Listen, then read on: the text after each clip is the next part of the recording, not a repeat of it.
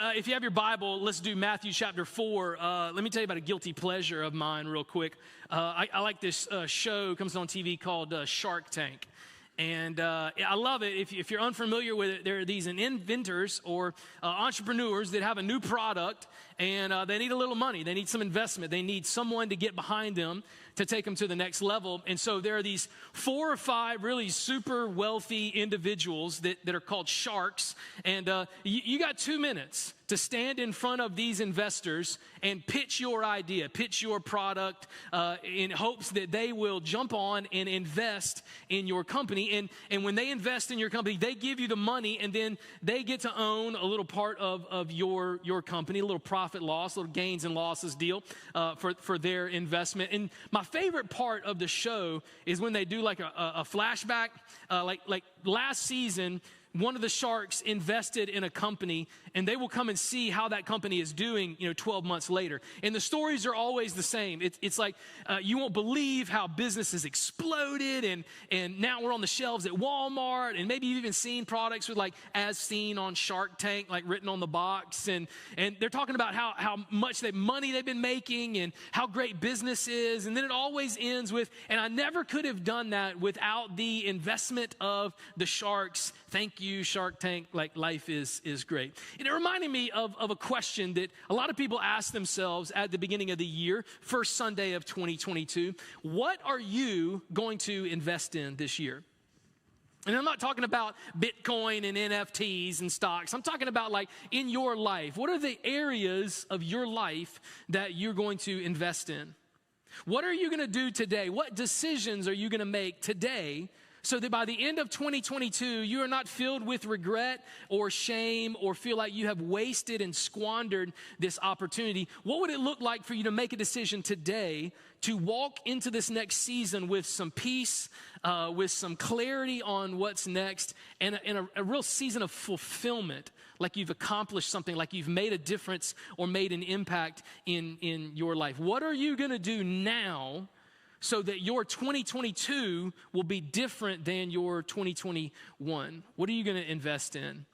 I don't know if you ever heard this name before. 1976, there was a man that helped start a company called Ronald Wayne. Ron Wayne, not John Wayne, Ron Wayne. You probably never heard of that name before, but you might have heard of Steve Jobs. Ron Wayne actually was one of the 3 original investors in Apple. And he decided that after 2 weeks after Apple launched, he decided this thing's probably not going to go anywhere. It's never going to make any money. I don't even think it's going to be here in a few months. These guys are operating out of their garage. He was a 10% stakeholder in the Apple company. And after 2 weeks, he came up to Steve Jobs and said, I want out, man. Just cash me out. Give me my money back. And so 10% of that investment back in 1976 was $2,300. So Steve Jobs wrote him a check for $2,300. Fast forward to 2022. Do you know how much money 10% of Apple would get you right now? Let me break it down for you. 10% of Apple, if you owned it today, would be over $100 billion. Oops. He cashed it out, $2,300. Man, I don't know if you've ever been there before, but maybe that would be the story of your spiritual life. Maybe last year you made a commitment, like I'm going to invest in my relationship with Jesus. I'm going to really move forward. But the reality is, a few months into the year, you threw in the towel. You quit. You decided to throw it in, and now here you are back in the beginning of 2022, and you're like, oh no, this is going to be different. Like, I want to invest. I want to make the right commitments, the right investments in my life, physically and emotionally and spiritually, relationally, so that it will matter. Jesus actually talks a little bit about profit and loss in Scripture. Here's this famous quote about, he says, "What does a man gain if he gains the whole world, but yet forfeits or loses his soul?" Jesus says, man, you can hustle and grow in every area of your life, but if you don't make some investments spiritually, then you will get to the end and realize that you are rich and have a bunch of stuff, and all of your life is spent on accumulating, and you will still be empty. There'll be still things that you missed out on. What are you going to do now so that at the end of 2022, you're not looking back on this year and saying, man, I wish that I would have stuck with that. I wish I would have made the right investments.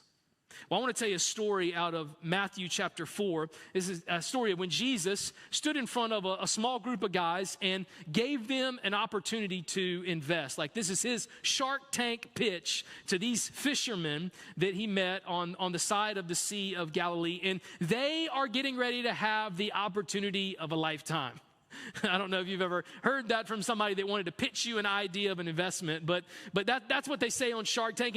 And Jesus says, hey, I want to give you an invitation. I want to give you an opportunity to invest in something. And interestingly enough, the same opportunity that was given to the disciples is the same opportunity that you and I have today. The same opportunity that Jesus says on the first Sunday of 2022, what would it look like for you to invest strategically in this opportunity? Here's how Jesus opens it up. Verse 18 of Matthew 4, while walking by the Sea of Galilee, he saw two brothers, Simon, who's called Peter, and Andrew, his brother, casting a net into the sea, for they were fishermen. And then Jesus said to them, Jesus gives them this opportunity. He walks up to two fishermen, working the family business, hustling right there on the side of the Sea of Galilee, and he gives them an invitation. That's the first thing. If you're taking notes, if you have your app open, all of the notes are there. If you're taking notes, I want you to write this down because this is big. I don't want you to miss it. The first thing is this: you and I have been given an invitation. Right now, January 2nd, 2022, you and I have been given an invitation by Jesus. Jesus walks up to these guys and says, I'm going to give you the invitation of a lifetime. I'm going to give you a chance to get on board with something that will no doubt turn your life around. Jesus is inviting them to something greater, not more. He's offering them something greater than what they currently have. I want you to get that because like now's the time of year where like I don't want more, I want less in my life. So if you're saying Jesus is wanting to pile more onto my plate financially or relationally or on my calendar, like I'm good. But if there's a way that I can have greater, if that's the invitation from Jesus this morning, then I'm in. I always want greater than what I have right now. And so Jesus offers them this invitation of a life of influence and a life of significance and impact. Here's the invitation that he gave them and that he gives you and I today in verse 19. Here's the first phrase. He says here, you ready for this? Here's what I want to ask you if you want to do. Follow me. Follow me. Jesus invites these men into a relationship. Jesus was a people person. If you've spent much time reading the Gospels, you know that Jesus was all around people. He was doing miracles and preaching sermons in front of thousands, and like he was in the public eye a lot. But actually, scholars tell us that about 85% of Jesus' life was spent around the same 12 guys. These 12 disciples, Peter and Andrew, Simon, Peter, and Andrew being two of them, that's where he spent the majority of his time. That's where he spent the majority of his energy and effort. The conversations that he was having was with this band of brothers, these 12 men. It was like a 3.5 year road trip that he went on with these guys. I mean, they ate together, they partied together, they hung out together, they talked together, they did ministry together, they slept in the same places, hung out in the same places, and talked with the same people. And it kind of dawned on me when Jesus gives this invitation of follow me, when they would spend the next 3.5 years of their life with Jesus, you learn a lot when you travel with someone.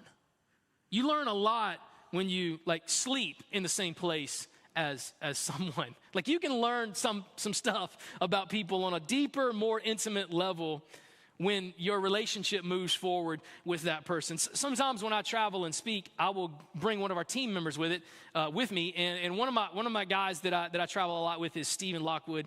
He serves on our senior leadership team here at Revo, goes to the Walkertown campus. But we have this agenda and that we do when we travel together. And it really like when we travel together, I learned a lot about Stephen that most people don't know. He learned a lot about me that most people don't know about me. Here's a fun fact. I didn't tell Stephen I was going to talk about this, so maybe he catches it later. Y'all don't tell him. Don't tag him. Here's the fun thing about Stephen. When we get into a hotel room, Stephen is the type of guy that takes his clothes out of the suitcase and puts them in the drawers. Is there any other psychopaths in here that do that? Like, that's great. Like, I don't even put the clothes away in my own house, right? I mean, they're still in the clothes. And you're going to go to a hotel and you're going to take your clothes out of the suitcase and put them in the drawers. Like, that doesn't make any sense to me at all. But that's what we do. He gets into the room, opens his suitcase, opens up the drawer, puts the clothes in the drawer. No idea why he does that. But fun fact about him. Also, before we go to bed, he wants the air to be down as low as possible. Like low, like just keep hitting the down button. He wants it to be like an ice box in there. So that's how he rolls. Clothes inside the drawers, complete ice box in the room. But I'm not going to dogpile on him because there's a couple of things maybe about me that you would not know unless we were really close. Here's a really fun fact. I sleepwalk.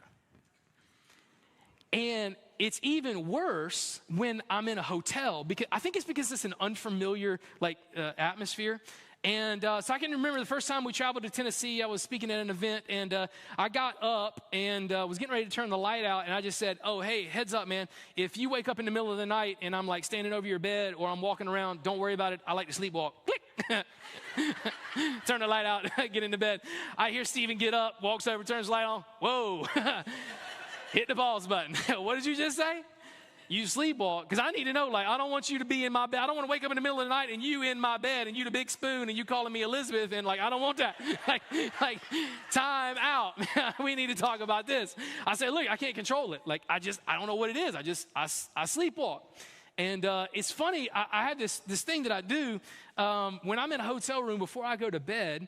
I will take whatever piece of furniture is in there and I will slide it in front of the door.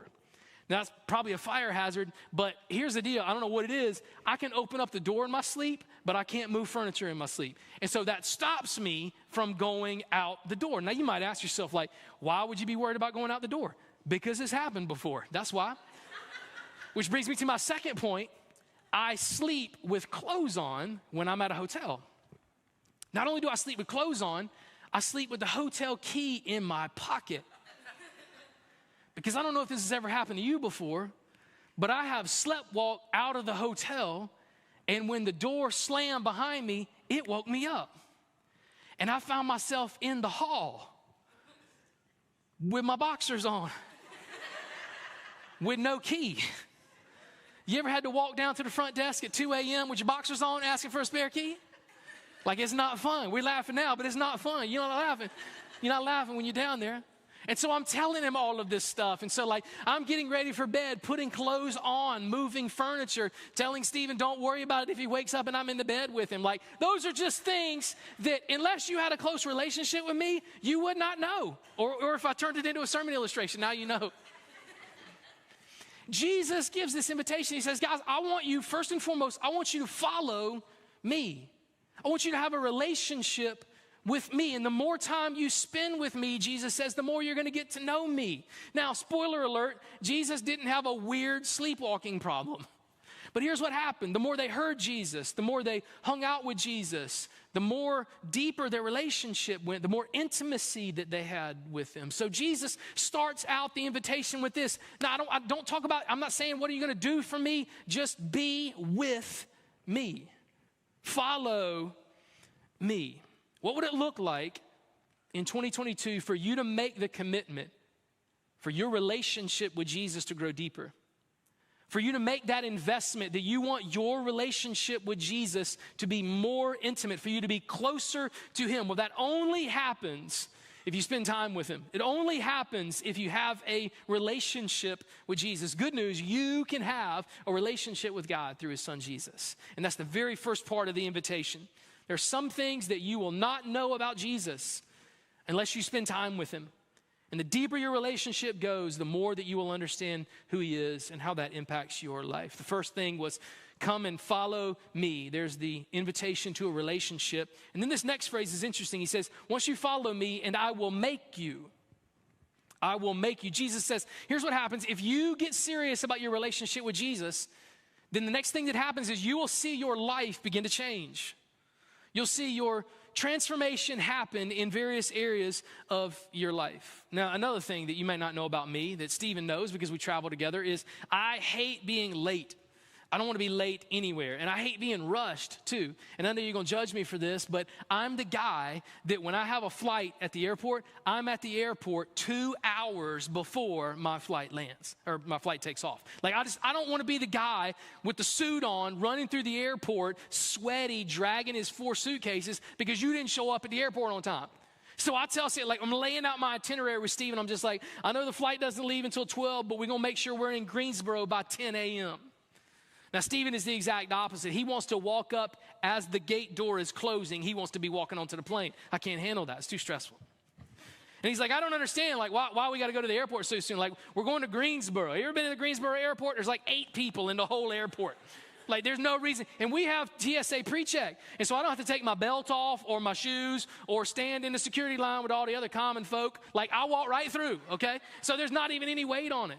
And then, like, I know where the gate is. I don't have to check a bag, so I don't have to do any of that. Like, why do we have to get there 2 hours early? So Stephen just knows. Now when we travel, he's like, I know, we might as well get there 2 hours early because I know that's going to happen. See, when we spent time together and developed a relationship, then his travel schedule began to change. Stephen knows, like, when we get to wherever we're going, every morning for breakfast, we're going to drink iced coffee from Dunkin' Donuts with cream and caramel swirl in it. That's just how it rolls. That's just what we're going to do. We eat at certain places, and we have a certain schedule, and we do certain things. We wake up every morning and spend some time. Like, we're going to wake up early in the morning. I'm going to flip all the lights on in the hotel, and we're going to spend some time reading Scripture and praying and getting our minds ready for the day, right? Every day before we eat dinner, like, you need to bring your jogging clothes because we're going to go for a run. Like, that's just how we're going to do it. And so when you have a relationship and you get to know me, his life began to change a little bit more. So here's the invitation from Jesus. Once you come and follow me, then I'm going to make you. I'm going to make your marriage different. I'm going to make your life different. I'm going to make your friendships different, your attitude, your actions, the way you spend your money, the way you spend your time. All of that is going to change when you get serious about following Jesus. You will see your life change. But I don't want you to get confused on the order, because some people will pray and ask God to transform their life. They want the transformation without the relationship, and that's not how it works. God, fix my marriage, fix my finances, fix my career, fix my relationships. God, do something big. And we want to move straight to what God changes in our lives without actually spending time getting to know Jesus. Jesus says, first, follow me. And the relationship will then lead to transformation, not the other way around. You want God to move in your life? You want God to do something amazing in this upcoming year? Focus on your relationship with Jesus first. And then watch how God begins to transform every single area of your life. Jesus says, follow me and I will make you. I will make you. What are you going to do this year to grow in your relationship with Jesus, so that the different areas of your life that you're praying for, that you're hoping for, will actually transform? Come and follow me and I will make you, the last phrase is, fishers of men. Once you have a relationship with Jesus and Jesus begins to transform your life, you begin to see the purpose of your life. See, these men were fishers of fish. That's what they did. That was their pastime. That was their business. That was their income. That was their retirement. That was everything that they ever knew. They worked with their families in this. This was their security. This was their comfort. This was everything that they knew. And Jesus steps in and said, instead of being fishers of fish, I'm going to make you fishers of men. I'm going to teach you how to find people that are far from God and introduce them to God. Help them know the Jesus that you know. Help them to have a relationship with me as well. He gives them a totally new outlook and purpose on their life. One of the most frequently asked questions that I get as a pastor is, Nathan, how do I know what God's purpose for my life is? How do I know, like, does any of this matter? Does my life matter? Is what I'm doing, does all of this matter? Is it going to make an impact at all? And do you know the biggest reason why people miss their purpose in life? Biggest reason is because when most people are given the choice to choose between their preferences and God's purpose, most choose their own preferences. Your preference is what you want for your life. Your purpose is what God wants for your life. Which one are you going to choose in 2022?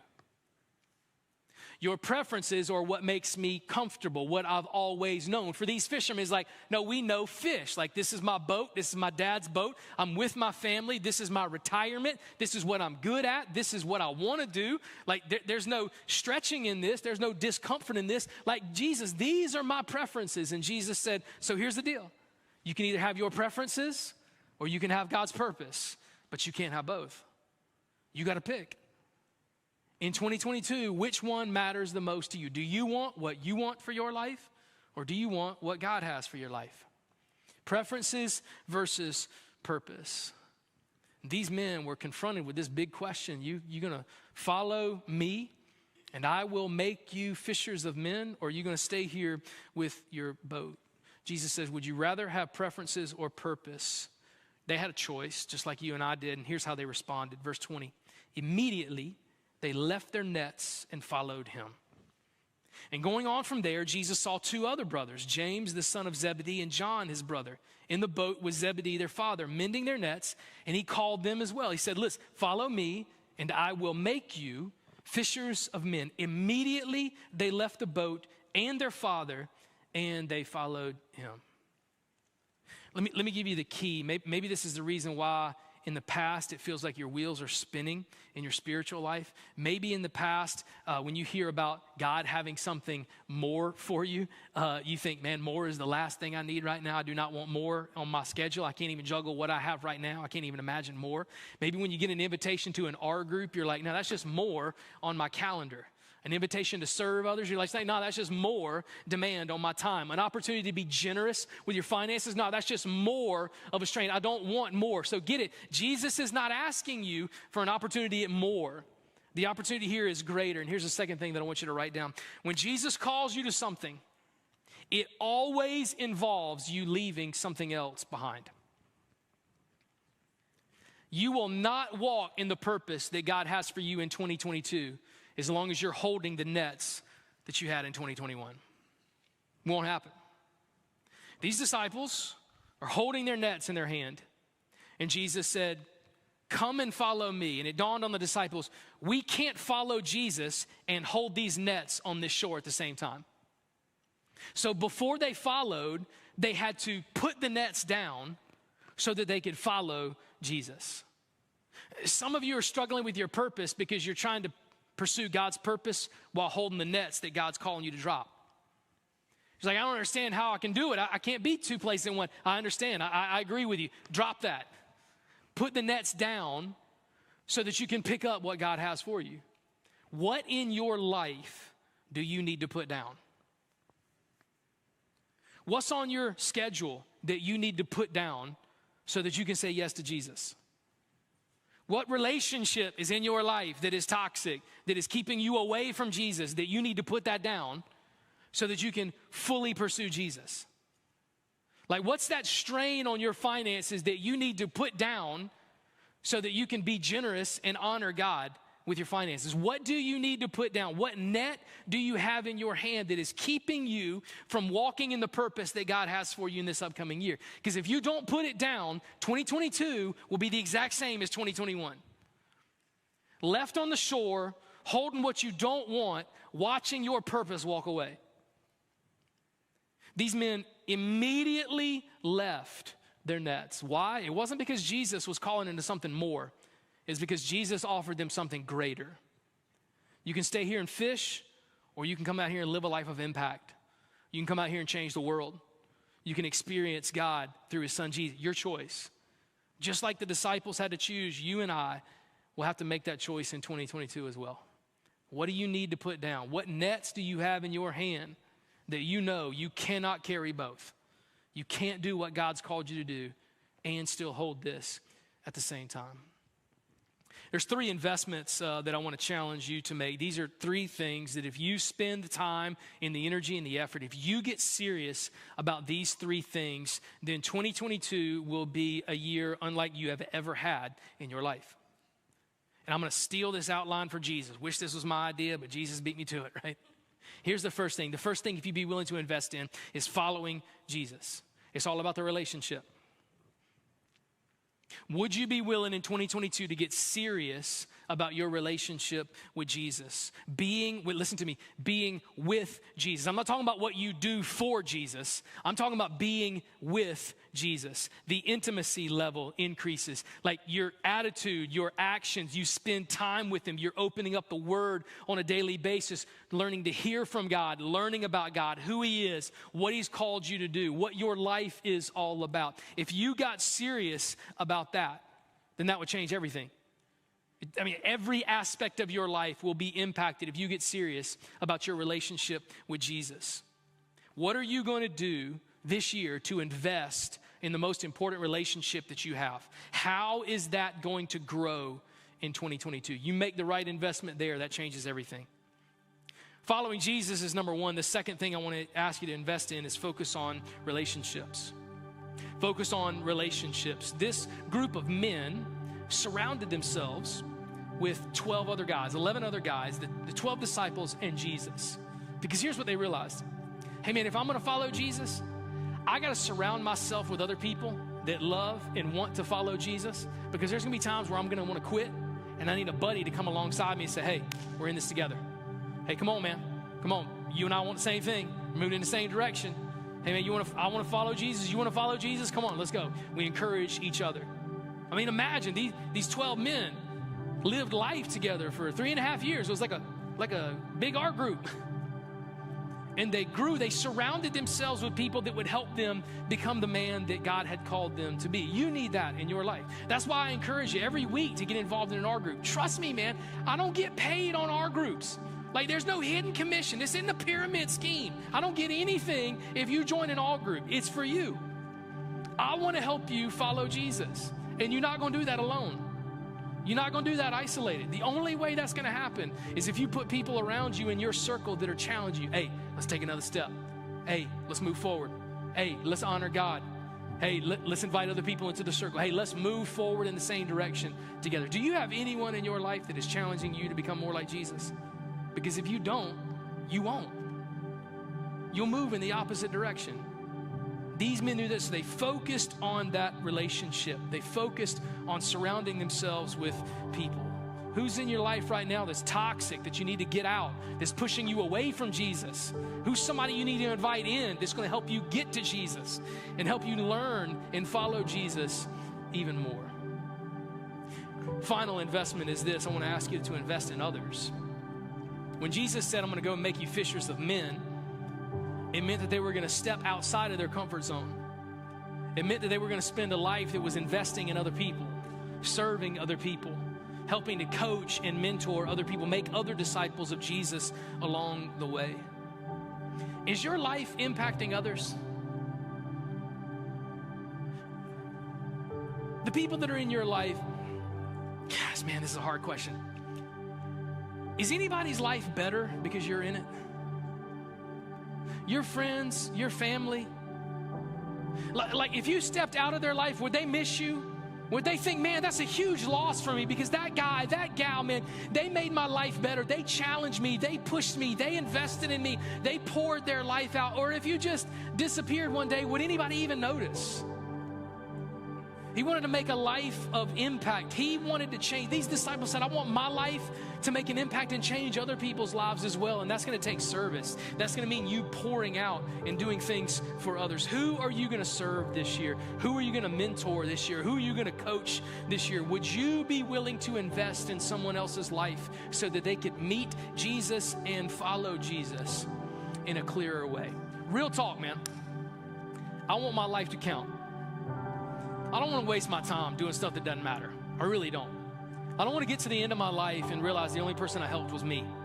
And the only person that benefited was from me and maybe my wife or maybe my kids because they live with me.